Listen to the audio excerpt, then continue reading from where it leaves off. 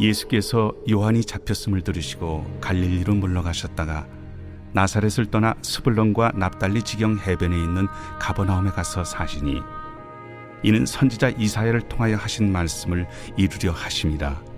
일러스되 스불론 땅과 납달리 땅과 요단강 저편 해변길과 이방의 갈릴리여, 흑암에 앉은 백성이 큰 빛을 보았고 사망의 땅과 그늘에 앉은 자들에게 빛이 비치었도다. 이때부터 예수께서 비로소 전파하여 이르시되 회개하라, 천국이 가까이 왔느니라. 갈릴리 해변에 다니시다가 두 형제 곧 베드로라 하는 시몬과 그의 형제 안드레가 바다에 금을 던지는 것을 보시니 그들은 어부라. 나를 따라오라. 내가 너희를 사람을 낚는 어부가 되게 하리라. 그들이 곧 그물을 버려두고 예수를 따르니라. 거기서 더 가시다가 다른 두 형제 곧 세베대의 아들 야고보와 그의 형제 요한이 그의 아버지 세베대와 함께 배에서 금을 깁는 것을 보시고 부르시니 그들이 곧 배와 아버지를 버려두고 예수를 따르니라. 예수께서 온 갈릴리에 두루 다니사 그들의 회당에서 가르치시며 천국 복음을 전파하시며 백성 중에 모든 병과 모든 약한 것을 고치시니 그의 소문이 온 수리아에 퍼진지라.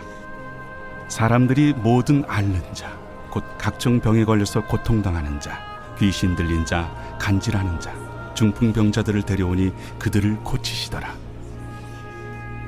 갈릴리와 데가볼리와 예루살렘과 유대와 요단강 건너편에서 수많은 무리가 따르니라.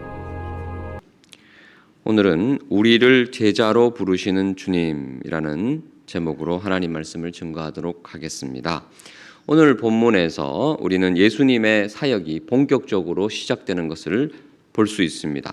17절을 보시면 이때로부터 비로소 복음을 전파하시는 장면이 나오죠. 그러면 18절부터 담대하게 우리 예수님께서 홀로 사역하는 모습 우리가 예상할 수 있겠지만 우리 예수님은 혼자 사역하지 않으십니다. 비로소 복음을 전파하신다라는 표현 다음에 18절부터 누구를 부르시죠?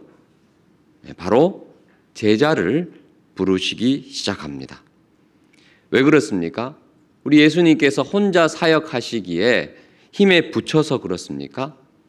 혼자 사역하시려니까 힘이 부족해서 그렇습니까? 전혀 그렇지 않습니다. 우리 예수님은 전능하신 하나님의 아들이십니다. 힘과 능력이 있으신 분이십니다. 그럼에도 불구하고 제자들을 선택하셔서 그들과 동역하기로 작정하십니다. 단순히 오늘 마태복음 4장에만 나오는 이야기가 아닙니다.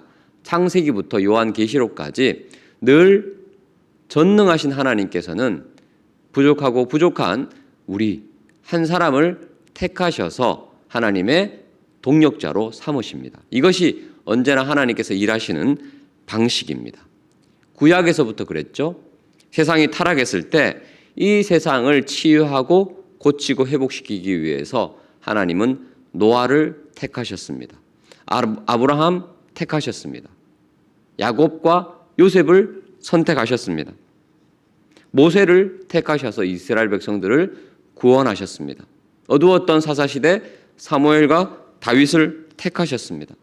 포로 시기에는 다니엘과 느헤미야를 택하셨습니다. 신약에도 마찬가지입니다. 하나님께서 병든 세상을 고치기 위해서 아들 예수 그리스도를 이 땅에 보내셨습니다. 예수님께서 충분히 혼자 사역하실 수 있지만 예수님은 갈릴리로 내려가십니다. 왜 그렇습니까? 갈릴리 해변에서 어부 생활을 하고 있던 제자들을 선택하셨습니다. 그들과 동역하기를 원하셨기 때문입니다. 그들을 통해서 세상을 구원하고 고치기를 원하셨습니다. 오늘도 마찬가지입니다. 전능하신 하나님께서 우리에게 찾아오십니다. 우리를 제자로 부르십니다. 왜 그렇습니까? 우리를 통해서 일하기 원하시기 때문입니다. 우리 가정을 통해서 역사하기를 원하시기 때문입니다. 주님께서 우리를 제자로 부르실 때 오늘 본문에 나오는 제자들처럼 주님께 믿음으로 반응하시는 여러분 되시기를 축원합니다. 배와 그물과 아버지를 버려두고, 배와 그물과 아버지는 무엇을 상징합니까?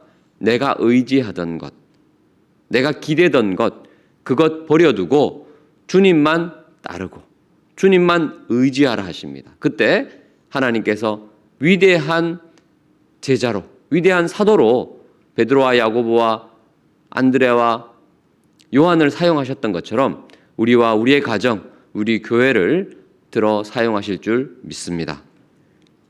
자, 그런데 예수님께서 부르신 첫 번째 제자들은 직업이 뭐였죠? 어부들이었습니다. 18절을 보시면 예수님께서 제자를 선택하기 위해서 갈릴리 해변에 다니시는데 그 제자들이 바다에 그물을 던지고 있었습니다. 그들은 어부라라고 표현하고 있죠. 그 어부들에게 예수님께서 어떤 방식으로 제자 삼으셨습니까? 19절을 보시니까 나를 따라오라. 내가 너희를 사람을 낚는 어부로 삼겠다. 사람 낚는 어부가 되게 하겠다라고 약속을 하십니다. 물고기 낚는 어부였는데 사람 낚는 어부로 삼겠다라고 말씀하십니다. 여기에서 낚는다라는 이 단어는 크게 두 가지로 사용됩니다. 물고기 잡을 때, 물고기 낚을 때 사용될 때는 물고기를 죽인다라는 표현에 사용됩니다. 물고기를 잡아서 죽여서 먹지요. 그리고 팔아야지 이 어부들의 생계가 유지가 됩니다. 그런데 사람 낚는 어부라고 표현할 때 이 낚는다라는 뜻은 살린다라는 뜻입니다. 사람을 어둠의 권세에서 절망의 자리에서 건져낸다라는 겁니다. 살리는 목적으로 물고기를 잡는 것입니다. 이때까지 베드로와 야고보와 요한은 물고기 잡아서 팔아서 내가 잘 먹고 잘 살기 위해서 살았습니다. 물고기 입장에서는 잡혀 죽는 거죠. 그런데 예수님의 제자가 되면 반대가 됩니다. 복음으로 사람을 낚습니다. 사람을 살리기 위해서, 사람을 구원하기 위해서 누군가를 죽이는 삶이 아니라 누군가를 살리는 삶으로 예수님께서 초청하시는 것입니다. 정확하게 그래서 오늘 19절 말씀을 번역하자면 나를 따르라. 내가 너희를 사람을 살리는 어부로 부르겠다라고 말씀하시는 겁니다. 물고기 죽이는 삶에서 사람을 살리는 삶으로 초청하시는 것입니다. 이 부르심은 제자들뿐만 아니라 21세기 현대사회를 살고 있는 우리에게도 그대로 적용됩니다.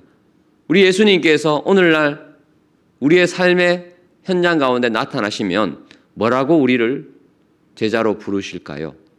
만약 우리가 물고기 낚는 어부였다면 이때 당시와 똑같이 부르셨을 것입니다.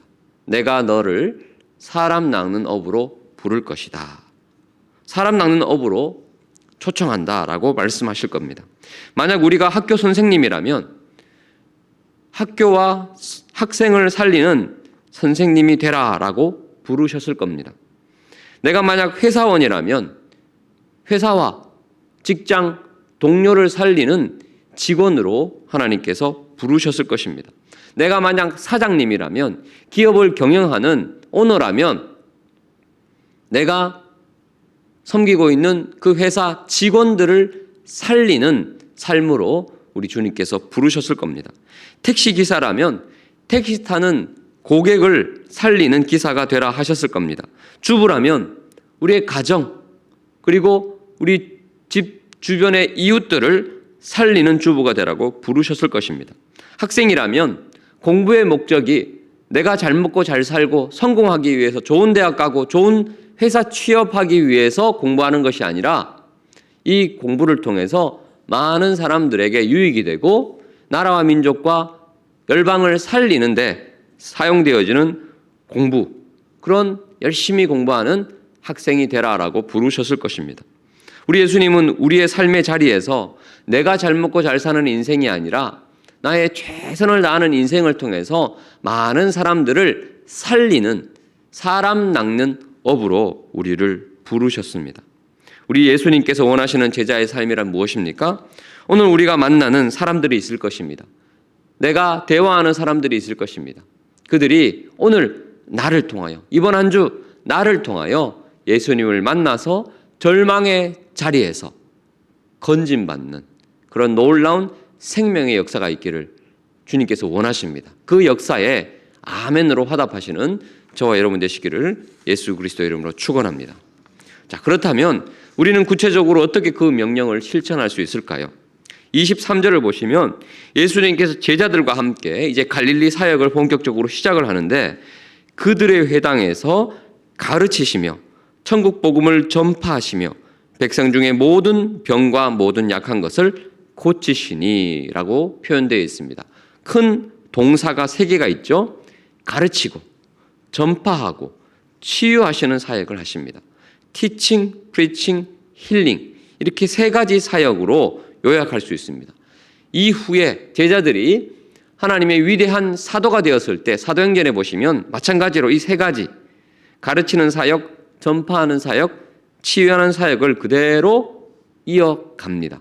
130년 전 이 한국 땅에 주님의 복음이 전파되었을 때도 마찬가지였습니다.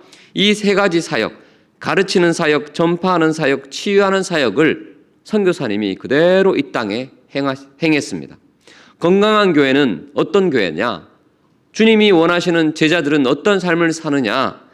가르치는 삶, 전파하는 삶, 치유하는 삶을 살아간다는 것입니다. 우리 교회도 마찬가지입니다. 우리 교회도 주님께서 이 땅에 허락하신 지상 사명을 제대로 감당하기 위해서 이 가르치는 사역 제대로 감당해야 할 줄 믿습니다. 끊임없이 성경의 진리가 가르쳐져야 되고 큐티하고 순서대로 성경을 살펴보고 주일학교 자녀들, 청년들에게 계속해서 다음 세대를 향해서 복음이 가르쳐져야 됩니다.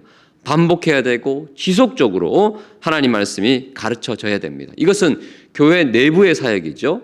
이제 교회 외적인 사역은 무엇입니까? 바로 전파입니다. 선교하고 전도하고 끊임없이 믿지 않는 사람들에게 천국 복음이 전파되어야 됩니다. 요즘에는 온라인 사역을 통해서 계속 전파되는 그 문을 하나님이 열어주셨죠.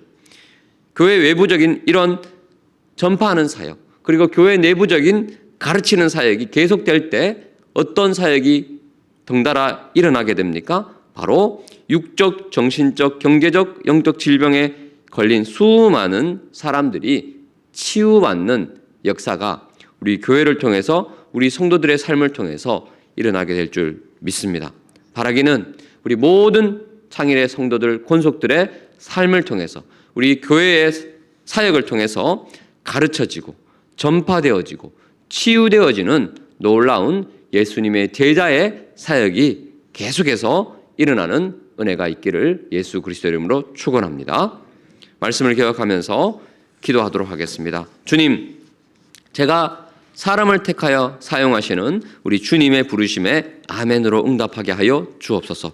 그 옛날 베드로, 안드레, 야고보, 요한처럼 사람 낚는 제자, 사람을 구원하고 살리는 인생 되게 하여 주옵소서. 더불어 우리 창일교회가 가르치는 사역, 전파하는 사역, 치유하는 사역에 더욱 집중해서 주님의 마음을 시원케 해드릴 수 있는 복된 교회 되게 하여 주옵소서. 주의 이름을 부르고 합심해서 기도합니다. 주여